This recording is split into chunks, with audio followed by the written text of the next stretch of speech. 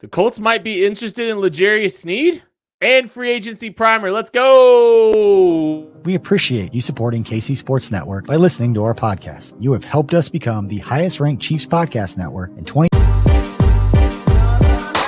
This is KC Sports Network, proudly presented by Emprise Bank. Oh, it's a live edition of the KC Laboratory presented by Emprise Bank. Member FDIC. Yeah, D Stone Gaming. That was Maddie's fault for some reason. I don't know exactly, but we're just going to roll with it. Yeah.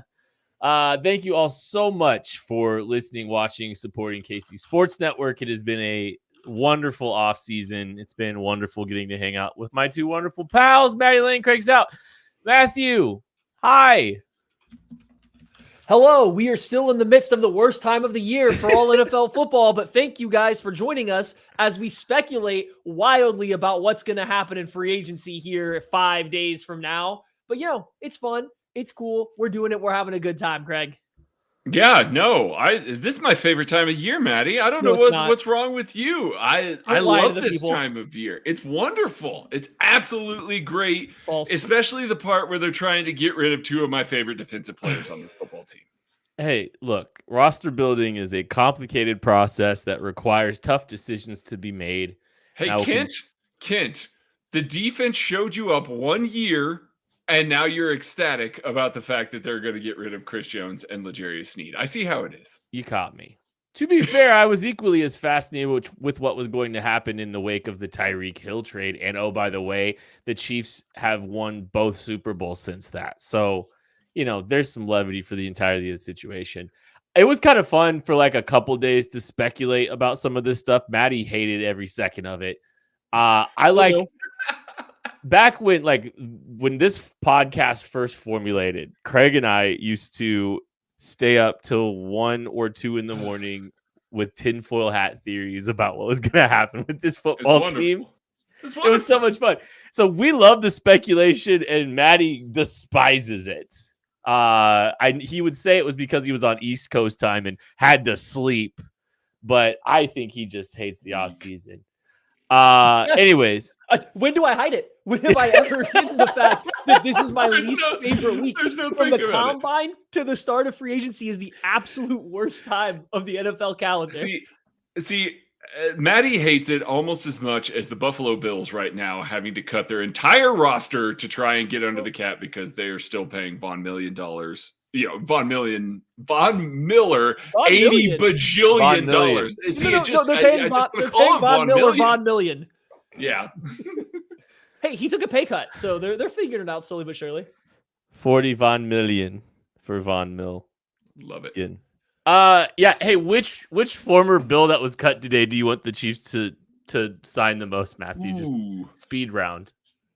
Oh gosh, none of them. I think that they cut some washed, cooked guys. The amount of money they'll get paid. If I am being frank, Mitch Morse is probably the best, but the Chiefs are pretty set on the interior of the offensive line. So none of them for me.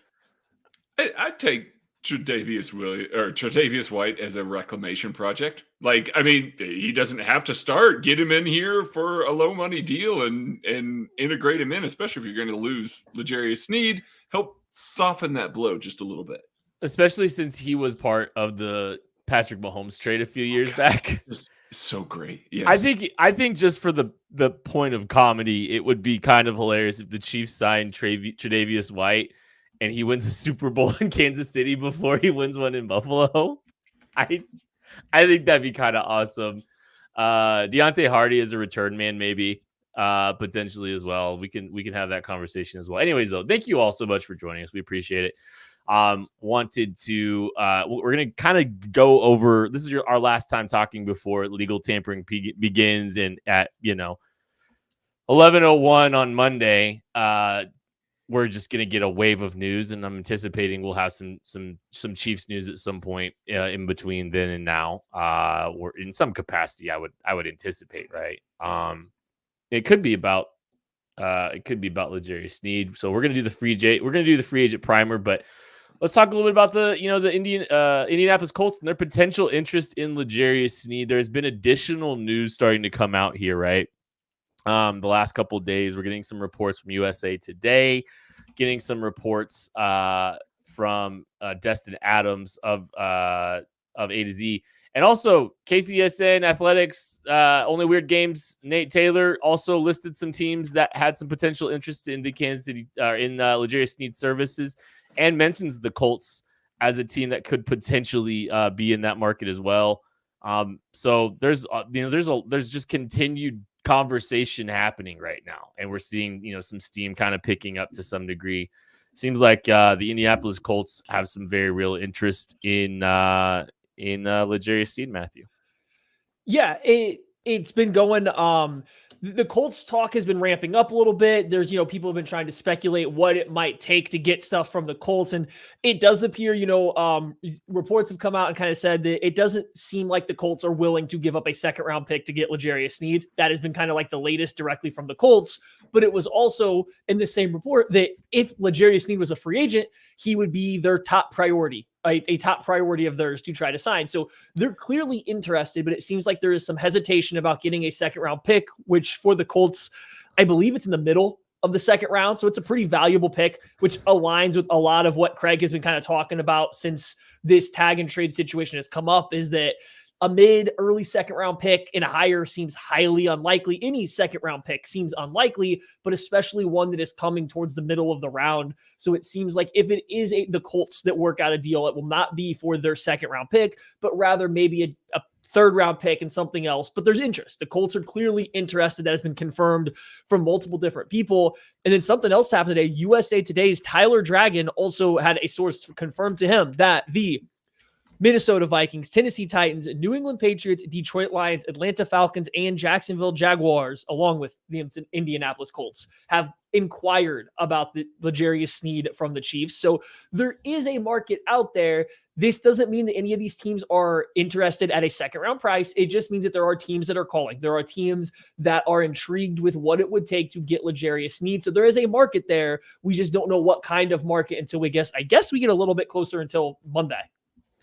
Yeah, I'm not surprised to see all those teams tied to L'Jarius Sneed. And I think if he was, truly a free agent, as Maddie was saying, you would have a serious bidding war. I think that's why, some of the numbers that have been floating around there, the $20 million, I can see how he gets there. Like, I really legitimately can. I mean, we look at a guy like JC Jackson a couple of seasons ago, it's a cautionary tale now, but at the time, it made sense the amount of money that he got paid in the open market based on the seasons that he's had. But L'Jarius Sneed has a lot of interest from a lot of different teams that are looking to add to their secondary. How many of them are willing to part with a draft pick for it? And if they're willing to part with a draft pick, is it good enough for the Chiefs? That's the real question here. So that's why we're seeing so many conflicting reports. The fact that we keep hearing second round, and it's usually, well, we think a second round would get it done. Boy, that feels like it's coming from the Chiefs side. It absolutely. The Chiefs are like, hey, if y'all want to dangle that second rounder out there, we'd absolutely take it. So I look at it a little bit that way. I do think that maybe the math changed a little bit from some of the cash spending, some of the ability to retain L'Jarius Sneed on the tag and the willingness to play him on the tag with Mike Evans off the market and the Chiefs now not spending that money on Mike Evans. I think that there is a like-for-like scenario now where they need to get a second-round draft pick to move off of L'Jarius Sneed, to really feel comfortable walking away from him, and that's why we're seeing some of that big push. That's why we're seeing some of these teams that are tied there. It's a PR game. At this point, we know that those teams are interested because somebody wants us to know that those teams are interested. It behooves the Chiefs to put all that out there. Look at all the teams competing for this guy. Y'all should come give us a second round pick for him if you really want it. So I'm looking at this a little bit from the standpoint of they're cool with keeping him at his current price, but they're trying to drive it up a little bit because if they get that, well, then they're willing to part with it. I believe all those teams that were named, Nate had everyone he reported on everyone except for the Jaguars. I think Nate had said there is a mystery team. I don't know if that's the Jaguars or somebody else. We'll find out, I guess. But there is reportedly a mystery team involved. I do have a question for both of you. Out of curiosity, well, I'm gonna ask Craig. Would pick 82 and 118? That's the third and fourth round picks for the Indianapolis Colts. Would that be enough for you to come off of L'Jarius Sneed, Craig? No. No. Okay. And you'll notice how quickly I think he's more valuable than what you're getting out of both of those picks. And the Chiefs aren't in such dire straits with their roster building to where they need to accumulate like a massive number of picks. So no for me. Okay. Only reason I ask is that is roughly the value of the first pick of the third round. And that is what the Colts have. So, you know, it's right there. It's like I think that's what you're looking at, right? I think that's the kind of value that you need to have your mind a little bit more set on. And so I also think that we have, seen some stuff like this that has come out, and like, could it be looking like some kind of Michael Pittman and L'Jarius Sneed swap with some picks and stuff around it? I really don't think so. I think the Indianapolis Colts absolutely love Michael Pittman. It sounds like publicly and behind closed doors, they are a big fan of Michael Pittman and very much plan on keeping him around. It just might take a little bit into, their plan is to use the franchise tag to continue to negotiate with him, is what I have heard. It sounds like their front office is quite enamored with Michael Pittman. So I would be surprised if there is a player for player swap, especially of two players on a tag in any situation of this. And I know we're about to get into free agent wide receivers, but I mean, Michael Pittman's going to command a big contract. And so, I think one thing worth paying attention to is, do you think the Chiefs are going to go out and pay a very high priced contract to a receiver and not to L'Jarius Sneed? Like, maybe they will, but like the way I kind of see it, I don't feel like the Chiefs want to give two big contracts this first wave here. I don't think they want to pay Chris Jones and pay L'Jarius Sneed or Michael Pittman. That's at least kind of how I'm feeling it out. Doesn't feel like both are going to get done. So it doesn't feel like I don't think they'd be able to get something big done with a Michael Pittman. I feel like they're operating in a different tier, especially with some of the other things that they have to do on their roster before the season starts to try to get it ready for the three-peat. Let's move on, though, because we want to talk a little bit about some of these positions that we think the Chiefs could address in free agency, and we will start with wide receiver. And we've spent a lot of time talking about the draft, for the wide receiver option. I think it's kind of a both. I think it's free agency and the draft that this team could address the receiver position. Matthew. Yeah, so let's start at the top, right? Albert Breer was asked a question on his Q&A that he does, every couple of weeks or something, about if the Chiefs would be interested in Calvin Ridley, and he speculated that he didn't think so because of the money that they would be needing to spend on trying to sign Chris Jones, because of the L'Jarius Sneed situation, so on and so forth. He said he didn't think that would be the case. They would look towards the draft. 100% logical, but it's come to everyone's attention that the Chiefs were very much in on trying to pay Mike Evans if he were to hit free agency. And it sounds like this wasn't a situation where the Chiefs were like, oh no, we're going to offer you half of what some other team does. It sounds like the Chiefs were very willing to be competitive with Mike Evans' offer if he were to hit free agency. Now, he ended up signing a deal that I can't think it came out to like $22 million per year with some incentives on top of it. And I don't know if the Chiefs were directly on that, but they were close enough. So I think you got to start at the top of the wide receiver market. Calvin Ridley, just a little bit younger than Mike Evans, clearly the best receiver hitting the open market.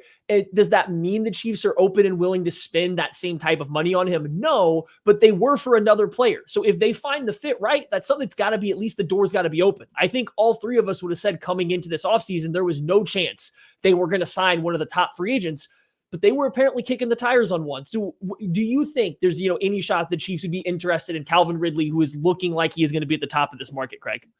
No, I think the guy that they were willing to pay the top of the market to was Mike Evans. Yeah. I mean, again, Calvin Ridley's 1 year younger than Mike Evans. And, he's got a couple 1,000-yard seasons to his name. He obviously missed a full year because of, his involvement in the gambling stuff, got injured the year before that. So doesn't have a ton of mileage on him, but also doesn't have a ton of production. Mike Evans has done nothing but create 1,000-yard seasons since he came into the league, literally since he came into the league. So I think the Chiefs were willing to pay premium for that level of statistic. I don't know that they're willing to pay that much for Calvin Ridley. And so I think I do kind of agree with the sentiment that maybe plan A was Mike Evans and letting, L'Jarius Sneed go and trade. Plan B might be, okay, now we want to keep L'Jarius Sneed and we'll play a little bit further down in the free agent market, trying to find the pockets. We talk about the pockets in the draft all the time. There are pockets in free agency for sure in some of this. So,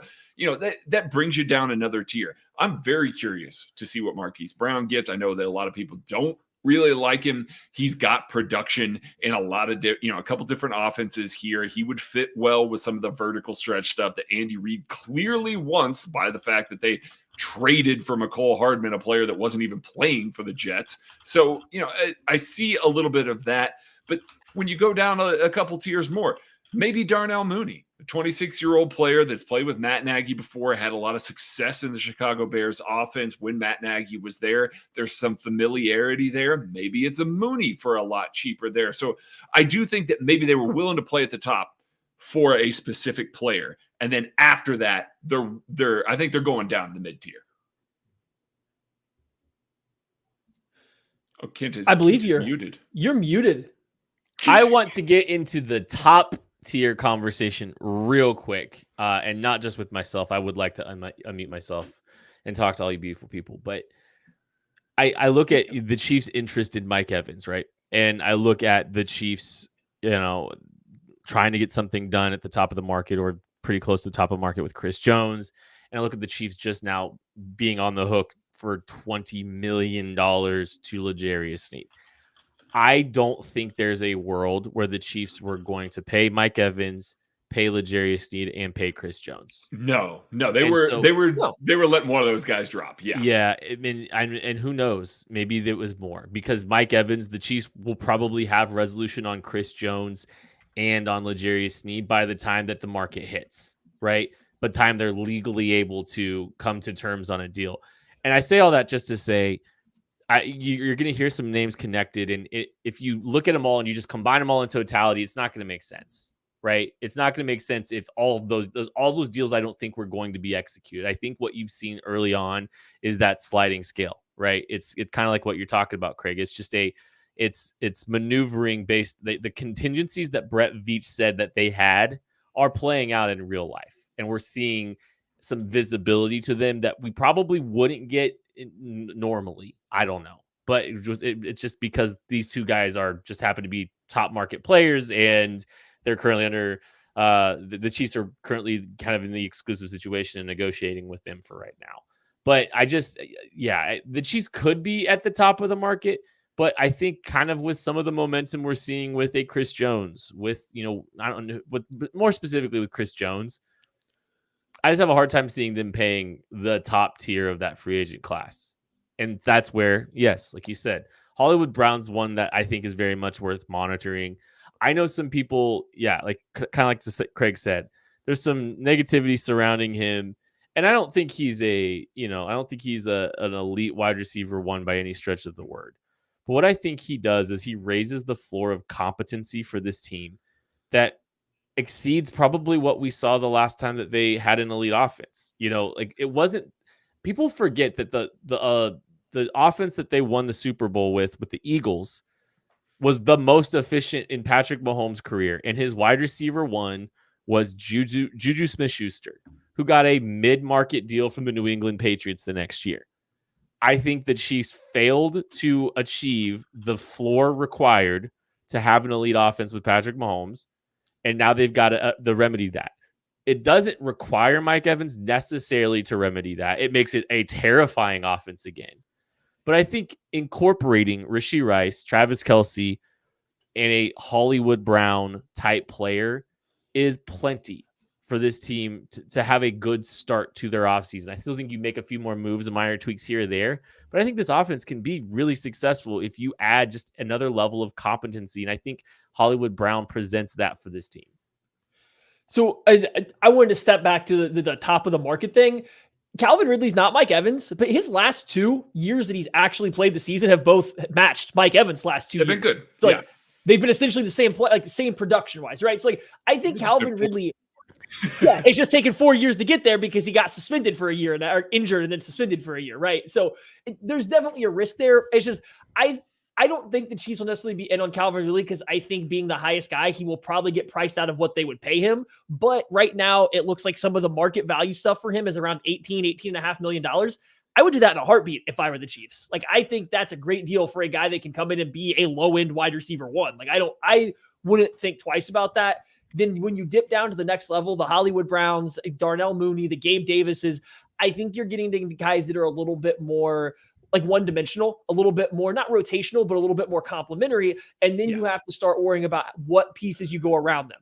The good part about somebody like a Ridley or an Evans, if they were able to do it, they can't now, is that you put them out there and then you get to build the rest of the group around them.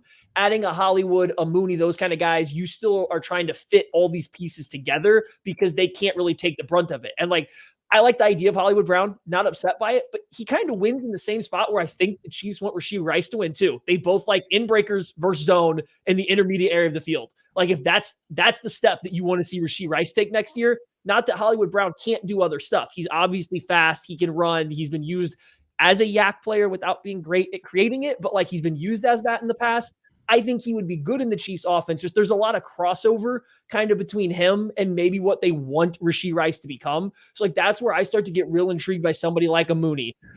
Davis isn't my favorite player because I think he's inconsistent. You're getting another version of MVS, but you're getting a 25-year-old version of MVS that still has, I mean, probably higher highs up to at this point of his career. You know, at age 25, he's had higher highs than MVS did at age 25. So there are some guys out there that could come in, definitely fulfill a role, and to Kit's point, add them a just slightly more reliable player, give them another weapon to sprinkle around Patrick Mahomes, and clearly this offense will function. It's not a great free agent wide receiver class to get a guy that you just drop in and say, okay, we're good. You're kind of just adding pieces after Calvin Ridley at the very top. Which, and we'll button this all up. I know that this is a little bit of a draft thing here, but I am keeping a very close eye if the Chiefs don't make a mid-tier move. You know, one of these guys that we're talking about, a mid-tier move here, it makes me a little more convinced that they're willing to be more aggressive in the draft to go get a guy that they feel like can step in and play right away, because they're not going into this season, you know, hoping for advancement, hoping that guys take that next step. The fact that they were in on Mike Evans tells you that they were trying to be at least somewhat aggressive in free agency. So we'll see. If they add a mid-tier guy, then I think that maybe, you know, a second-round pick or another mid-tier guy, or maybe even, you know, a first-round guy. That doesn't exclude them from taking a first-round guy. But if they don't add somebody whatsoever, I'm starting to look at how high the Chiefs can climb in round one to try and go get that guy. Well, we can keep. I do want to keep here just a little bit longer because we haven't even looked at like the lower tier of some of these guys either, sure, right? Yeah. But I want to ask you guys this real quick because we've kind of covered a little bit of the top and then more or less mid tier. What's the player, the player that the Chiefs have to sign for you to say we can wait until day 2 of the draft to draft a wide receiver? Like, what is the minimum threshold for a player? So, like, if the Chiefs draft if the Chiefs sign Darnell Mooney, do you think that they can wait until day 2 to draft a wide receiver, or do you still think that they have to go out and get a wide receiver? I know that I know there's or should. How do you feel?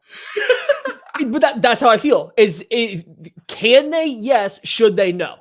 I think if Darnell Mooney is your best receiving weapon that you bring in free agency, you should be trying to get a wide receiver in round 1. You should still be, to Craig's point, looking to maybe move up a couple spots to make sure you get somebody in round 1 to try to go get someone. But if it doesn't work out, if the board doesn't fall the right way, I think that you can be okay surviving until day 2 to pull up the wide receiver. We got to get way deeper into the draft stuff too. But like, I'll say this, I don't think the Chiefs wide receiver options at 64 are that good. I think you feel differently, Kit, but anytime I kind of run through my mock draft exercises, when I get to 64 and without having a actual really good wide receiver you bring in a free agency, I always leave it a little disappointed. So I would be a little nervous if Mooney was my best ad and then it's just the round 2 guys that you're kind of looking at normally in a mock draft. That I wouldn't love the idea. I like Mooney, but it's Ridley or Hollywood Brown for me. Like, it's those 2 guys. I don't think that I'm willing to go much lower than that without really telling myself, hey, round 1 wide receiver is absolutely necessary, very much in the top 2 or 3 items that you need to be targeting if you're the Chiefs. And so if it's one of those 2 guys, maybe I feel a little bit better about waiting until round 2. Maybe I feel a little bit better about waiting for my guy Malik Washington in round 3. We'll see. But I think those are just really realistically the only 2 guys in free agency that I'm willing to wait beyond round 1 or completely take round 1 wide receiver off the board. It's just Ridley and Hollywood Brown. I think that's about where I sit. And yeah, Maddie, honestly, I think they'd have to probably trading up into the 50s to feel good about the receiver they're taking. Yeah, because I've done the same exercise too. Not that there won't be a couple. It's just like to Maddie's point the other day. We were talking about this. It's having to pick at the bottom of a tier with the taking the remaining pickings of a tier rather than going out and picking having. You don't want to be last. You don't want to be last. And the Chiefs, they probably aren't going to be last at 64, but they're going to be pretty close. They're going to be pretty close to last. And I don't know. I think, it's a marquee. Sky Moore was last at 54, right? Like Sky Moore was the last of his draft class at 54. Yeah. Pretty close. I think there's a couple more. But that's a pretty decent. That's a pretty decent. I think he was the last one in round. It was, and that's why I think that's a good one to comp to this class. It's another good class. I think Sky Moore was the last one in round 2, and then none of the others went till round 3, right? So it's just, you don't want to be in that position, and you don't want to make it about a specific player, but you just don't want to be the team that's waiting till the end. Now, I also don't think Sky Moore was the last of all those wide receivers for them. I don't think that they were Tyquan Thornton or maybe even an Alec Pierce over Sky Moore. I don't know. I just don't know if they were big on those two over him, but he's being last in a group of wide receivers or any position is kind of rough. Let's talk, because I think the Chiefs could sign 2 free agent wide receivers in tandem with a draft pick, and it could be a lower tier type receiver that they wind up taking. Maddie, you got any names? Because I know you have a few that you wanted to talk about here. Yeah, I had tweeted out just a bunch of one of my favorite kind of wide receiver fits. So I'm going to throw 3 guys at you that I don't think will be super expensive. Phil, I think a similar role, and you're going to tell me, I want you guys to kind of rank these 3 and just how you would want the Chiefs to go after them. Tyler Boyd from the Bengals. Josh Reynolds is coming from the Detroit Lions, and then KJ Osborne from the Minnesota Vikings. Oh, I think they're all going to fill a similar role and probably be around the same price for teams. I'm going to say Reynolds, Osborne, Boyd. I think that's the one. I think Boyd has been the guy that has benefited the most in that Bengals offense from having 2 studs on the outside and being able to kind of run a lot freer. He's not going to get those sort of matchups in Kansas City. So he's 3rd for me. I think this is tough. Is it a 1-year deal? Sure. If that changes your ideas here, yes. Well, KJ Osborne is not, I think he's a little bit younger. Here's some projections. Tyler Boyd, 2 years for $8 million. He is 29 years old. Trying to scroll down here. Josh Reynolds, also 29 years old, 2 for $6 million. And KJ Osborne, 2 for $5 million at 27 years old. I think it's Reynolds, Osborne, Boyd for me. But KJ Osborne, I'm just intrigued by because he's still a younger player. And if you're getting him on a 2-year deal, I kind of like the idea of that. I like Josh Reynolds from a role perspective because I think he's a really good blocker. He does a lot of those things that an MV they are different players, but MVS as a blocker, you are replacing MVS as a blocker with a guy like Josh Reynolds. So I think I like him at the top, but KJ Osborne I think is a sneaky value. I think he could be a sneaky value because getting to play with Patrick Mahomes, getting the Patrick Mahomes bump, and he's already been a productive receiver. He's still 26. If you get him for multiple years, I kind of like that deal. So, but I don't think Tyler Boyd's an awful option. Any of those guys, I'd feel okay with them adding. Honestly, I'd be kind of excited. I like those all. And then my biggest, I don't want to say sleeper, but a guy that I'm sneaky hoping the Chiefs add, Noah Brown. He was with the Texans this last year, 28 years old, kind of hadn't caught on with the Cowboys, but he went to the Texans, got a good quarterback. You want to talk about a guy in that MVS type role, good blocker, willing to do the dirty work, can stretch the field a little bit, and was really good on scramble drills for them. I think he's a guy that'll be less than all these players that we just named, but could kind of find himself in a good role for a team. So there's a couple guys. I don't know if you guys have any other players that you like down low, but those are some of the guys in the mid to low tiers of this free agency class that I kind of like. I'm paying attention to some of the returner types. I know I just talked about Deontay Hardy just getting released. I just think it'd be hilarious. The Chiefs need to at least sign one of these Bills and just let them win a 3rd ring with the Chiefs before the Bills wind up getting it. Jakeem Grant's still out there. I mean, he's a returner type. You could see some of these returner type players. I could see the Chiefs kind of getting involved with a little bit as well, just from a special teams perspective. But that's about it, honestly, for me. So if anybody else have any other receiver takes that just hot burning receiver takes before we move on. Quick one. I don't love. Oh, there you go. Or 6. That's true. Yeah, or 6. I don't love Curtis Samuel to the Chiefs. His average depth of target when he's been good is like 7 yards, and he creates very average yak, forcing very average missed tackles. I just don't get it. He feels like a guy that only impacts the game with a ton of volume on short throws, and they don't have a big impact on who wins the game. Curtis Samuel doesn't move the needle for me. And the more I dove into his metrics, it screams Richie James from the New York Giants of 2022. Just a lot of like, yeah, there's production there, but it's all short passes without a lot of yak and a lot of creation afterwards. So he's a guy I know some fans are really big on. He just doesn't do it for me. Craig? Nah, I'm good. Let's take a break. I have my take. Add people. Adam, we'll be back after this. We appreciate you supporting KC Sports Network by listening to our podcast. You have helped us become the highest ranked Chiefs podcast network in 2022 and 2023. And don't forget about our daily Substack newsletter, the best written analysis you can find on the Chiefs straight to your inbox every day. kcsn.substack.com. Thanks again, everybody, hanging out with us. We appreciate you all supporting KC Sports Network. All right, we're talking about the free agents, kind of doing a little free agency primer for the Chiefs. This is the last time we'll be talking before some of the news will probably have started to come out. So, looking at the offensive tackle, offensive tackle spot. That's another position that, as it currently sits, the Chiefs have. Technically, they could walk out today with a Wande Morris at left tackle and Jawan Taylor at right, but I don't think anybody's going to feel particularly great about that. So what do you think the Chiefs are going to do here? How big of a priority do you think left tackle, our offensive tackle, is for this team, Matthew?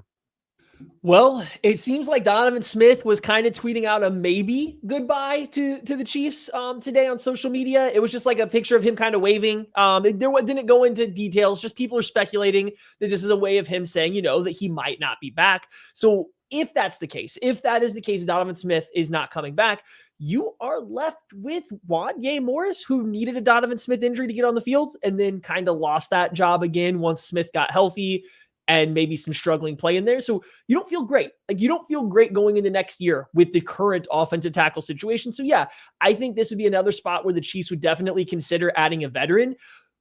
My one thing though, I think they might do what they did this past year. They might go into the draft, see if they can snag somebody. If they can't, sign whatever veteran's still left out there on the free agent market that could come in and play. They might do the Donovan Smith thing again because it's a good tackle class. Maybe one falls to you at 32. Maybe you pick up a guy you really like at some point in time in this draft, so you don't need to go out and spend, a little bit of money on it. But I do think they need someone. I just don't know if they'll address it in free agency pre-draft or wait until the draft to figure out how it goes. And to another layer of the Donovan Smith thing, Quandre Diggs, tweeted out a GIF from Friday and said, I got fired on my day off. Damn. And Donovan Smith followed it up with, what's up? Where are we going? So, alluding to the fact that he's not going to be in Kansas City anymore. I agree with Maddie's take. I think that they would like to sign a rookie, a round one guy in a very strong offensive line, a very strong offensive tackle class. But as we talked about every single year, basically, since we've been here, it's hard to get a guy that can really play at the end of round one. The Chiefs are too good to fix left tackle routinely in the draft. So they've either got to be aggressive, like I was talking about with wide receiver, go up and get a guy, which they could in this draft, go up and get a guy that's a really quality player, more so than some other ones, or they need to look in the free agent market.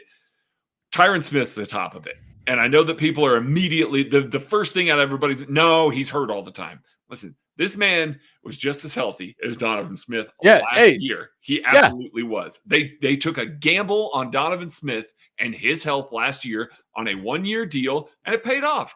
Tyron Smith. Hey, look, he got hurt at the end of the year too. Like, that's the thing is, like, he missed time because of injury.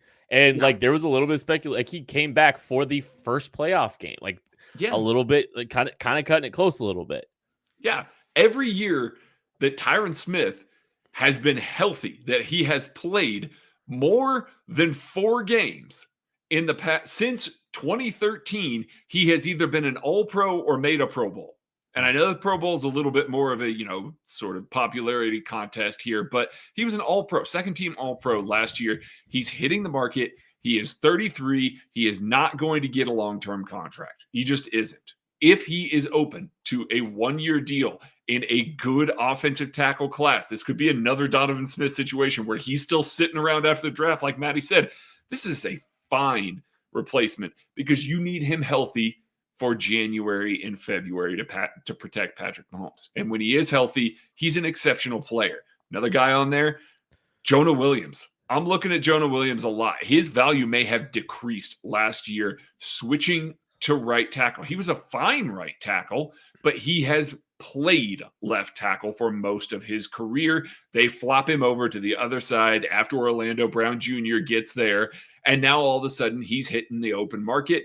Does he want to come play left tackle? He's pretty good left tackle, league average left tackle, the very worst. And then now all of a sudden you can keep Jawaan Taylor on the right side, pay a guy that's 26 years old, not that much money because he just got kicked over to right tackle to come in and play left tackle for you. You can even sign him for a longer term deal. I can see them dabbling in this tackle market a little bit more. I think even if Jonah Williams' price is right, they may forego the draft and just say, hey, that's our guy. We're going to gamble on him switching back to left tackle. See, and this is kind of where I wanted to go with this a little bit, right? Because it's kind of tying like just the moving pieces of parts. Because I asked you guys the question about, how comfortable you'll feel about the Chiefs not addressing receiver in the first round based on what player they got to get, right? Well, you only get one first round pick, and there's two positions that we very clearly see the Chiefs could potentially use a first round pick on. And this is why I'm just so interested in what the Chiefs decide to do, because they've got to raise the floor at one of these positions before the draft, I think. I think they have to have addressed the tackle position in a significant way or the wide receiver position in a significant way. I would love the idea of a Tyron Smith coming into Kansas City. I'd be okay, I think, with the idea of Jonah Williams coming to Kansas City. Still 27 years old, so he's still on the younger side. Things went kind of rough, and like the Chiefs don't need a elite left tackle. They've proven that. Both of the guys that we're talking about here, I think, are enough to your point. And I think I'd be content with that kind of being where the Chiefs decide to go with this. If it's a bet that they can develop a Wanya Morris and give him a little bit more time and maybe hand the reins over to him next year, or maybe they can get a multi-year deal out of Jonah Williams. Who knows? But I think those are two guys, to your point. I think those are two players I feel comfortable with the Chiefs, taking, signing in free agency and maybe not feeling the need to draft a first round left tackle. Not that it precludes them from doing it, because they still couldn't develop one, but just that, you can roll into the season with that. Well, I think if you're looking at somebody like on those two guys level, right, you're probably not, you could draft an offensive tackle in the draft. Correct. Yes. But you're probably penciling those guys in to be your starter once the season starts, and you're not casting Wanya Morris off, but you're, kind of saying like, you don't have a real chance to compete for this job this year, which is fine. I'm not saying that's the wrong move, but that's the message you're going to be sending if you're paying a Tyron Smith or a Jonah Williams to come in. So what about maybe going down a tier, but doing a very Brett Veach-esque move and going to sign, I don't know, Mekhi Becton, bring in the former first round pick that couldn't stay healthy for a while, was finally healthy, comes in now. Now it's a competition though, right? Now him and Wanya Morris is a competition. You can see Wanya Morris beating out an offensive tackle. It's making $4 million with incentives, right? That's a completely viable thing for him to go beat him out. You go in and you bring in, I don't know, Chukwuma Okorafor, coming away from the Steelers. Again, it's a competition. Now, do you feel great necessarily about who wins it? No, but you at least feel okay. You probably feel okay, assuming Jawaan Taylor with another year in the system is a little better on the right side, like he was playing down the stretch. Your left tackle still a work in progress, but you've added competition to it. It still doesn't preclude you from taking another tackle early in the draft. You're just bringing in competition, somebody that Wanya Morris is going to be pushed by and have to actually beat out rather than just kind of giving him the job. I think that's the route they most likely go. I'm not ruling out specifically Tyron Smith on a one-year deal, just especially later in free agency if they kind of feel like they're not going to be able to get a tackle in the draft class. But if they sign someone early, I wonder if it's going to be more of this is a competition at left tackle between Wanya Morris and this guy that we bring in. Hey, real quick, I want to jump in here real quick, Maddie, because what round was Jonah Williams taken? First round. Oh, weird. Okay. But he was successful player. He's going to cost money. Mekhi Becton, not successful for what you spent on him. Not going to cost money. Like that's more of the angle I was going with the Brett Veach kind of special. It just feels like if Brett Veach likes a guy, he'll go get him. And to your point, reclamation project or not, that's all. I think there's guys that, if he likes them, he's going to try to find a way to get them eventually. Yeah. And I mean, we're going to find out how much what they view Wanya Morris as in a hurry. I know that the Chiefs tweeted out their video about, Rashee Rice and Wanya Morris making a big impact for this team. And my first reaction, number one, is the same thing as somebody else said, is like, man, Shamari Connor's got to feel bad. And then number two, it's, they're replacing both of those guys because that's what typically happens when the Chiefs are like, hey, look at what we got here. We feel really good about these guys. And then they layer over the top of it. We can look as far as Mike Evans. Not that Rashee Rice and Mike Evans can coexist on the field together. Not saying that they can't, but it makes me wonder what their plans are for Wanya Morris. I'm fine with handing him the reins and bringing in a guy to push him. I think that that's a good move. It's smart usage of your cap space. It's smart usage of a pick of a guy that they obviously liked well enough to put on the field there, but also a guy that got replaced for Donovan Smith when the chips were down. That's when it mattered, and they went, we need to make sure that Donovan Smith is on the field. We feel more comfortable with him out there. I even said during the season that if the competition is close between those two, Donovan Smith's going to be the guy to start because Andy Reid's going to take care of that guy and make sure he gets a new contract. That was the playoffs, though. Andy Reid was looking to make sure that he got that ring, and Donovan Smith was still that guy. Now, he wasn't exceptional in the playoffs or anything like that, but it makes you wonder how they view Wanya Morris. Now, full off season in Kansas City, working with Andy Heck some more, that does wonders. That really does, a lot of positive things for him. So that's really the question there. We're going to find out a lot about Wanya Morris in probably the second wave of free agency, I would guess there, because if they go into the draft without addressing it, they're either comfortable with that round one offensive tackle that they can go and take, or somebody, to come in and just kind of push Wanya Morris a little bit. Also worth noting on the Wanya Morris front, I believe he had kind of a slow start with, some injuries and stuff before, his season got started a little bit slow too. So, maybe there's some opportunity for him to really take some big jumps. Let's jump to the defensive tackle. So Chris Jones, obviously, if he gets signed, then that's a big check mark on it. There's still going to be some needs on the defensive tackle spot. What happens if the Chiefs don't sign Chris Jones? Do you have to make a big splash at the defensive tackle position? I mean, theoretically, yes, but there's two options for a big splash. Yeah. There's legitimately two options. It's Christian Wilkins coming from Miami, and it's Leonard Williams, who was traded to the Seahawks in the middle of last year. Yes, yeah. Now, I want to say this. Christian Wilkins has got plenty of run from Chiefs fans because I think we played the Dolphins twice. Everyone knows he's a very good player, which he is, and he's the best available guy after Chris Jones that is going to be out there. Maybe if you don't bring Chris Jones back, maybe he is a guy that you can get similar production from, not the same, but similar for a little bit cheaper, quite a bit cheaper. Maybe you get a guy that's a little bit more consistent versus the run, not as dominant of a pass rusher, but still has flashes. He's a guy I think Chiefs fans talk about a lot, and he does make a ton of sense for that. I think culturally, the way he tries, gives the effort, kind of fits in with a lot of what they've been going for on the defense. So he makes sense. Leonard Williams, I don't think we hear near as much about. He's a really good football player. I think people kind of remember him from when he was this super highly touted prospect coming out and maybe didn't live up to that when he first hit the NFL those first couple years. He gets franchise tagged. Everyone thinks he's overpaid, but he's kind of been really good since then. A little bit more of a run defender than a pass rusher, but he's coming off one of his more productive seasons as a pass rusher. So I just think there are two guys out there. It's not just if you don't get Chris Jones, it's not just Wilkins. Leonard Williams would be a very, very good kind of, backup plan to go with. And again, you're saving a fair amount of money if you go with one of these two routes over Chris Jones, or if you have to. And see, definitely cheaper than Wilkins is going to be. And a guy that you're probably not signing to a long-term deal, maybe a 2-year deal. Go ahead, Kent. Yeah. Well, and I think that's a big question. Like how many defensive tackles on the wrong side of the 30 are the Chiefs willing to give a multi-year deal to? And is a team willing to give a player like Leonard Williams a multi-year deal? I think someone will. I just don't know if the Chiefs will be the team that's willing to give him a multi-year deal. Like I think Christian Wilkins has a chance. Leonard, I'm a little less certain that the Chiefs will be the team that wins that battle, because I don't think they're making. I think the Chiefs will make an exception for a defensive tackle, Chris Jones. If it's Chris Jones, over the age of 30, or any player of the age of 30, it's an exception being made. But I don't know. That's my thought. It's an old D tackle class too. I was just glancing through it. They're all Christian Wilkins isn't young. He's 28. That's what I mean. It's an old class.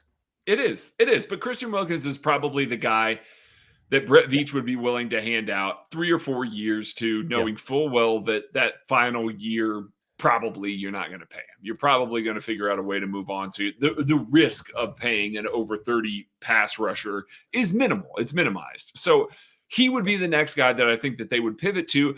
And I think that they would very much like to do that. Christian Wilkins screams Joe Cullen, Steve Spagnuolo. It just does. It just kind of one of those technically sound guys is going to play the run first and then going to try and collapse the pocket a little bit more. He had 61 pressures last year. It's not like he's a complete, dud against the pass. But I think with a Christian Wilkins, you're going to see a very good player, but you still need to add to your pass rush. That does not solve everything. It's not like, oh, we lost Chris Jones. Now we're signing Christian Wilkins. Everything is fine. You've got to make some more ancillary moves there. He does not solve that same problem that Chris Jones does. And that's why there's going to be probably a $5, $6, $7 million gap APY between the two of them. And maybe the Chiefs see the value in that. Maybe they think, okay, well, we can make a few more moves. We can add to our rotation a little bit more. We can feel good about where we are with Christian Wilkins. But it's not I do see a lot of Chiefs fans, just move on from Chris Jones, sign Christian Wilkins, and you're great. I think there's another move that has to happen right now if you make that sort of thing, because Chris Jones is the majority of the pass rush. You've got to continue to add some pass rushers, both on the defensive tackle and the edge position. We'll get to edge in a little bit, but I think there's, I look at, some bargain defensive tackles. Like you can still find, I don't want to spend too much time on your one tech, but there's some fun ones. There's a Grover Stewart out there would be a fun flyer. He's a big, massive human that's played the run well historically. Injuries have been a concern for him, so it's got to be a low number deal. I don't know. Do you want to get into like a Poona Ford? That he's kind of a fun interior defensive tackle that you could add that can play the run a little bit. Are there any other defensive tackles that you think this team should look into outside of that top tier, Matt? Yeah, I got a handful here. And the one tech thing is interesting because I think they still have hopes, I think, for Neil Farrell going into next year. They traded for him for a reason, right? Like he's got to factor in at some point in time. You don't make the trade if you don't have a plan. They did give Isaiah Buggs a little extra money to make sure he stays around. I'm not saying they're good at one tech. I just wonder how much they'd be willing to spend. So Grover Stewart, DJ Reader, those are going to be expensive one tech. Those are expensive run stoppers. They're great. And I'm not saying they're not worth it. I just don't know where the Chiefs would fall after they're bringing in, they're trading assets. They're paying a little extra money to lesser one text to stop that. I don't know if they'd spend big money, but if you want a little bit more, of some passers, Javon Kinlaw's coming up on a deal. He hasn't been great throughout his rookie deal, but a change of scenery. He is coming off of his best year. Maybe you bring him in. Justin Jones was kind of coming on for the Chicago Bears a little bit, showing a little bit more pass rush juice for him. Still not young, but younger on the defensive tackle market. Or you go the other way. Fletcher Cox has still got some game to him. Fletcher Cox can still play a little bit. He's not a full-time defensive tackle, but if you need someone to come in, eat up, under 50% of the snaps, but be impactful on him, Fletcher Cox is a guy that you could look at. So Maurice Hurst, he finally got healthy. He was finally able to play after, a long fight with kind of, his heart condition, finding teams to clear him, a fall in the draft, but he was starting to come on. So there are some guys out there that clearly don't make up for a lack of a Chris Jones that I'm not saying are even close to the same player, but there are some guys out there that can come in and fill in reps. But if you lose Chris Jones, you do need, like we talked about, to bring in a big name. I do think you need a big name free agency signing, or you're kind of pigeonholing yourself into having to go defensive tackle real early in this draft class. And it's not like D tackles are a position that usually hit the ground running immediately in the NFL, especially when you're not talking about top, 15, top 20 guys. There's a learning curve. It's a lot more physical. It's a lot faster on the interior. So you don't get to pull out a pick in the 70s and be like, oh, he's going to hit. Look at Justin Matabuke, probably the guy that was second most money coming out of free agency before the Ravens tagged him. It took him 2 years before he kind of did anything. And he was a good day 2 defensive tackle pick, right? So it's not a position where rookies you can anticipate jumping in and playing well right away. So I do think they're going to have to play in this market, whether it's Chris Jones back or one of those higher end guys. I think the only other guy that I'm looking at, and I understand all the reasons why the Chiefs wouldn't sign him, is Tier Tart. that man is a very good football player. Yes, he is. He got cut from the Dolphins because of attitude and effort problems. And I totally understand that.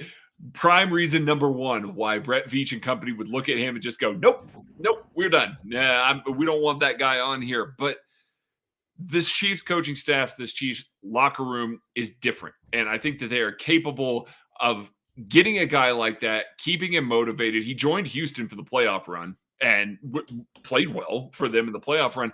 He's a really good football player that his market value is going to be low because he's got all these attitude and effort questions. The Chiefs have gambled on some guys like that before, but they've typically stayed away from him. I don't know if the need is going to outweigh some of those typical character concerns that would keep a guy like that off of their board and could be a low money, high upside kind of guy for this team. All right, let's move on to the defensive end position. Let's get to them.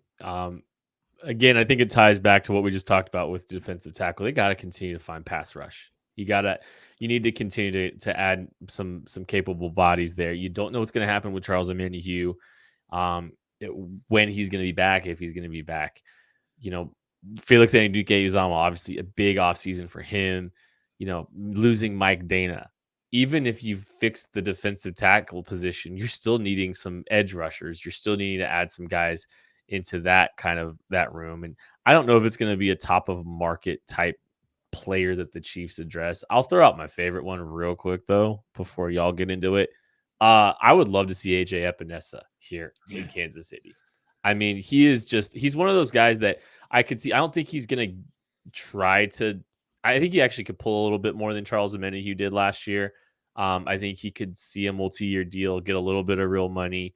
But I just love the idea of him as a inside-outside versatile kind of interior or defensive lineman. He kind of fits, that kind of style of player. He's still got some juice, off the edge. He's still got some ability off the edge. And he's not a world beater, but he's just another really solid player that you add to this defensive front. He's one of my low-key favorite ideas for the Chiefs at any position. I'd love to see AJ Epinesa be a Chief. So I think Epinesa is going to be quite a bit cheaper than what Charles Omenihu was. I don't think there's going to be a huge market. When I was glancing around, I'm looking at it through Brad Spielberger's kind of projections on PFF right now, and he's usually pretty good. He's got him at 3 years at under $7 million per year, and that feels like a bargain to me. I'm with you. I think that's a great fit. He's one of my favorite fits. I think we got to talk about this with the defensive end position, because I kind of tweeted this out that I thought this was a little bit of a need for the Chiefs. And people gave me some strong pushback saying that Felix was ready to step into the starting role. They don't need to add anybody else. Okay, I hope Felix is able to step into the starting role. You don't go from playing 15% of the snaps minus week 18 game that doesn't matter, where he played all the snaps, into a full-time defensive end role very often. You're not going to go from a guy who's a healthy scratch to a locked-in starter. I don't mean a player that matters. I don't mean a rotational player. I don't mean a player that doesn't have an impact. I mean a starter. I don't know why we should have the expectations, not the hope, but the expectations that the Chiefs don't need a starting defensive end across from George Karlaftis while Charles Omenihu is hurt. Now, if Omenihu wasn't hurt, I think this is a lot more moot of a point. We don't need to get near as much. It's all about depth. It's adding guys to the room. But without him for half the year, you need someone to come in and eat snaps. You need a Mike Dana level player to come in, defend the run, and eat some snaps. For that reason, guys, like you just said, Epinesa is good. DJ Wanham from the Vikings, another guy that's not going to cost a lot of money, but that can come in and play the run game, I think, really strong. And maybe you don't need him a ton out there on passing downs, but you're not going to be mad about the money you pay him because of what he gives. Or you can go the other way. Bet on the upside. Dorrance Armstrong, he's hitting the free agent market from Dallas Cowboys. There's a little more upside there. Darrell Taylor from the Seahawks. These guys haven't been quite as efficient or as good and productive as run down players, but you add them to the room, you get a little bit more upside. Maybe now you have a 3-deep, 4-deep defensive end room. So I think there's some interesting defensive ends that are coming available this year that aren't going to really cost a ton of money, that can just come in and eat some snaps. I'm buying real low in this edge group, but I'm buying. I am. I do think that they need to add to the room. Charles Omenihu not being healthy for who knows how long throughout the season is going to matter. There's a couple guys on here that I think would make some sense for the Chiefs. First one is Emmanuel Ogbah. I know he's 30. You're asking him to come in here and play for a year. You're asking him to basically bridge the gap for Felix to be that full-time starter. Maybe Ogbah's able to start the year and then Felix, replaces him in week 5, 6, 7. That's an ideal scenario and well worth the low amount of money that Emmanuel Ogbah is going to get. Plus, Ogbah can kick inside in some of those dime pass rush reps, and it makes sense. Like, he's the type of inside-out versatility guy that makes sense and might be cheaper than a Mike Dana. Maybe, we'll see. Dana certainly had a really good past couple of seasons. Emmanuel Ogbah is on the downturn of that. I can see Ogbah being a cheaper guy that still has familiarity with this system. Makes sense. Another guy that we know the Chiefs love, very much know that Brett Veach was enamored with when he came out in the draft, is Josh Uche. I know that Josh Uche does not play rundowns. He doesn't. They never did in New England. But my goodness, he's a hell of a pass rusher. And if the Chiefs are going to move on from Chris Jones, like I said, and they're adding another guy into the interior there, they need a guy that can have more quick wins. Charles Omenihu was that guy for the Chiefs this year, and he made a difference. Even if he was just playing on dime downs, he made a significant difference. Josh Uche is not going to cost very much. Yeah, he's 25. Somebody might bet on the pass rush upside there, but he doesn't play on early downs. He is a very specifically tailored player. Yes, there's a lot of like for like between him and Felix Anudike-Uzomah, and you would rather have the guy that you spent the round 1 pick on being that contributor. But if Josh Uche is a $3, $4, $5 million guy, add him to the rotation. I mean, it just makes all the sense in the world to me. Darrell Taylor's situation is worth monitoring. He's a restricted free agent, so whatever tender the Seahawks put on him will kind of determine what his market looks like. So there is a little bit of control that the Seattle Seahawks will still have over him, but I do really like that idea as well. I think, this is going to be a position where the Chiefs throw some bodies at it. I think you're going to see more than one free agent added at the defensive end position. I think an Ogbah, makes a lot of sense. If it was like an Ogbah Epinesa, I think that's a fun little group to have there. I think, and technically Malik Herring, even though we know he's catching that RFA tender. Yeah, no, he's a lock for sure. But he did some good things down the stretch. Actually, I think he's a fine rotational defensive end. You just need some more. You need some more pass rush ability in that group. And I mean, Omenihu, we don't know when he's going to be back. And I don't think the Chiefs are going to be all too thrilled with the idea of, not having some pass rush there. So that is it for our primer here on free agency here. We're going to react to things that happened on Monday, I'm sure, because there's going to be plenty of news coming hot and heavy throughout that day. Can't wait to talk about everything that goes down there. Thank you all so much for listening. We appreciate you. We love you. We'll catch you later.